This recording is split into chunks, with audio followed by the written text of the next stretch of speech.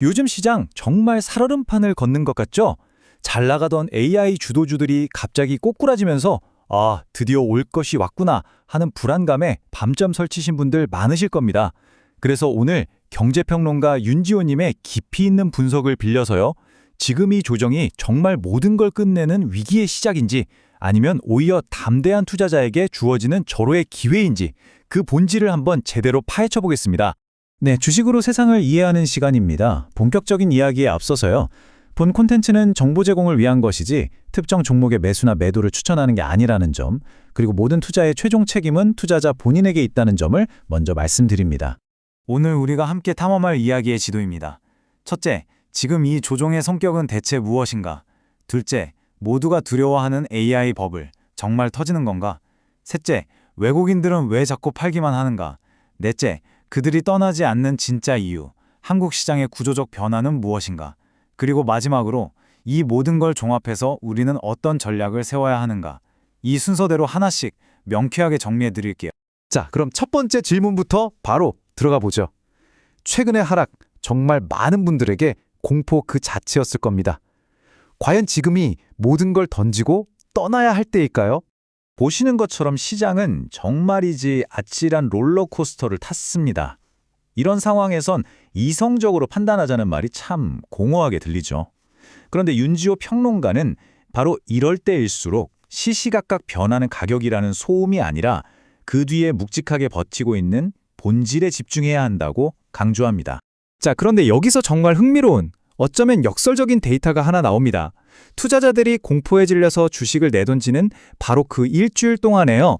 우리 기업들의 4분기 이익 전망치는 오히려 5.7%나 더 좋아졌다는 겁니다. 이게 뭘 의미할까요? 가격은 감정을 따라 흔들리지만 기업의 본질, 즉 돈 버는 능력은 전혀 다른 길을 가고 있다는 거죠. 바로 이 어긋남 속에 기회가 숨어 있다는 겁니다. 이게 바로 윤지호 평론가가 일관되게 외치는 투자 철학의 핵심입니다. 투자자들의 심리에 따라 움직이는 가격은 하루에도 수십 번씩 천국과 지옥을 오가지만요. 기업이 가진 본질적인 가치, 즉 펀더멘탈은 그렇게 쉽게 변하지 않습니다.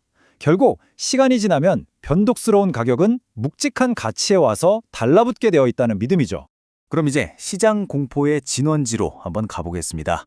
AI 버블이 드디어 터지는 거 아니냐는 이 불안감, 과연 진실일까요?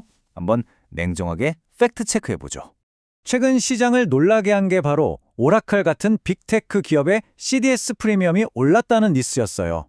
이게 뭐냐면요. 아주 간단하게 말해서 그 기업의 부도 보험료라고 생각하시면 됩니다. 보험료가 비싸졌다는 건 시장이 보기에 그만큼 위험해졌다는 뜻으로 해석될 수 있겠죠. 그런데 이 흐름을 보시면요. 이게 왜 위기의 신호가 아니라 오히려 성장의 고통인지 바로 이해가 되실 겁니다. 한마디로 너무 잘 나가서 생긴 행복한 비명 같은 거예요. 역대급으로 돈을 벌면서 한쪽으로는 주주들한테 배당 내놔라, 자사주 매입해라 압박을 받고요. 다른 한쪽으로는 미래 AI 전쟁에서 이기려고 천문학적인 돈을 쏟아 부어야 하는 거죠. 이 두 가지를 동시에 하려니 잠시 현금이 부족해서 채권을 발행한 거고 그 때문에 부채가 들어서 보험료가 살짝 오른 것뿐이라는 겁니다. 바로 이 지점에서 우리 모두의 머릿속에 이 질문이 떠오를 겁니다. 그래도 이거 혹시 2008년 리먼 사태나 2000년 닷컴 버블처럼 화르르 무너지는 거의 전조 증상은 아닐까? 하는 그런 근본적인 두려움 말이죠. 결론부터 말씀드리면 본질적으로 완전히 다릅니다. 닷컴 버블 때는 실체도 없이 아이디어만으로 주가가 올랐던 기업들이 정말 많았고 금융위기 때는 세계적인 투자은행들이 실제로 파산했잖아요. 근데 지금은 그런 곳이 없습니다. 무엇보다 중요한 건 지금의 AI 투자는 단순히 돈을 벌기 위한 비즈니스를 넘어서요. 미국과 중국의 자존심이 걸린 기술 패권 전쟁 그 자체라는 겁니다. 이건 한두 기업이 힘들다고 멈출 수 있는 그런 성질의 투자가 아니라는 거죠. 자, 이제 투자자들의 또 다른 단골 걱정거리로 넘어가 보죠. 연일 뉴스에서 외국인 순매도 소식이 들려오는데 그들은 정말 한국 시장이 별로라고 생각해서 떠나는 걸까요? 윤지호 평론가는 외국인이라는 말을 그냥 한 덩어리로 보면 본질을 놓친다고 지적합니다. 여기엔 두 종류의 플레이어가 있거든요. 아주 짧은 순간의 틈을 노려 시장의 변동성을 키우는 트레이더 자금이 있고요. 기업의 장기적인 가치를 보고 묵직하게 들어오는 투자자 자금이 있습니다. 한쪽은 수면 위에서 파도를 만들고 다른 한쪽은 그 아래에서 거대한 해류를 만드는 것과 같죠. 그럼 최근에 우리 시장에서 주식을 팔아치운 건 누구일까요? 여러 정황을 보면 한국의 장기적인 성장 스토리를 믿고 들어온 투자자가 아니라 연말을 앞두고 올해 벌었던 수익을 일단 확정하려는 단기 트레이더들의 움직임일 가능성이 매우 높습니다. 이건 구조적인 자금 이탈이 아니라 어떻게 보면 연말에 벌어지는 단기적인 수급 이벤트로 봐야 한다는 거죠. 자, 그렇다면 그 장기 투자자들은 대체 무엇을 보고 한국 시장에 계속 머물고 있는 걸까요? 그들이 보고 있는 건 바로 한국 증시가 겪고 있는 아주 거대한 근본적인 구조적 대전환입니다.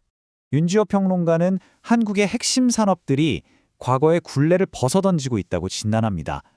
과거에는 우리 주력 산업들이 경기를 많이 타는 이른바 시클리컬 산업이라서 평가를 제대로 못 받았어요.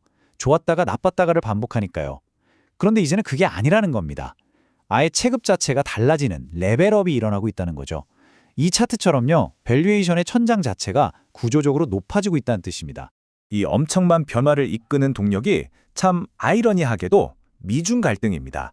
미국을 중심으로 한 서방 세계가 믿을 만한 파트너에게서 물건을 사고 싶어 하면서 세계 최고 수준의 기술력과 생산 능력을 모두 갖춘 한국의 반도체, 조선, 전력기기, 방산 같은 산업들이 그 반사 이익을 톡톡히 누리고 있는 겁니다. 지정학적 리스트가 우리에겐 거대한 기회가 된 셈이죠. 이게 왜 중요하냐면요. 바로 이익의 안정성 때문입니다. 과거에는 우리 기업들이 중국의 저가 공세 때문에 서로 죽기 살기로 싸우는 치킨 게임을 벌여야 했잖아요. 그런데 이제 가장 강력한 경쟁자인 중국이 사실상 시장에서 배제되면서 소모적인 가격 경쟁 대신에 안정적인 과점 구조 아래서 예측 가능한 이익을 꾸준히 낼 수 있는 환경이 만들어졌다는 겁니다. 이게 바로 구조적 변화의 핵심입니다. 자, 지금까지 시장의 큰 그림, 거시 환경과 구조적인 변화를 이해했습니다. 그럼 이제 가장 중요한 실전으로 넘어가야겠죠? 그래서 우리는 어떤 종목에 어떻게 투자해야 하는가? 거장의 포트폴리오 전략을 한번 들여다보겠습니다. 전략의 핵심은 아주 명쾌합니다. 이도저도 아닌 종목에 어설프게 분산 투자하지 말고 이 구조적 변화의 과실을 가장 크게 따먹을 확실한 승자에게 집중하라는 겁니다. AI라는 거대한 성장 엔진을 달고 가는 주도주, 그리고 안정적인 현금으로 주주들에게 확실하게 보답하는 고배당주, 이 두 개를 양날개로 삼으라는 거죠. 그리고 어쩌면 이게 가장 중요할 수 있는데요. 이런 변동장에서 공포에 질려 좋은 주식을 내던지는 것, 그것이야말로 최악의 전략이라는 걸 절대 잊지 말아야 합니다. 그렇다면 우리 포트폴리오에 힘을 실어줄 만한 거시적인 신호는 없을까요? 윤주호 평론가는 시장 전체의 분위기를 바꿀 수 있는 조금은 생소하지만 아주 중요한 변수 하나를 주목하라고 조언합니다. 바로 SLR, 우리말로는 보완적 레버리지 비율이라는 금융 규제입니다. 이게 단순한 은행 규제가 아닙니다. 만약에 미국 중앙은행인 연준이 이 규제를 풀어주면요, 미국 대형은행들이 자국 국채를 더 많이 사들일 수 있게 됩니다.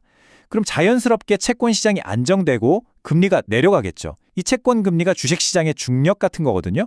중력이 약해지면 주식 같은 위험 자산은 훨씬 더 가볍게 날아오를 수 있게 됩니다. 시장 전체를 끌어오를 수 있는 아주 강력한 카드가 될 수 있다는 뜻입니다. 마지막으로 윤지호 평론가가 던지는 이 메시지를 우리 마음속에 깊이 새겨볼 필요가 있을 것 같습니다. 지금 눈앞의 불확실성이 두려워서 투자를 망설이는 것.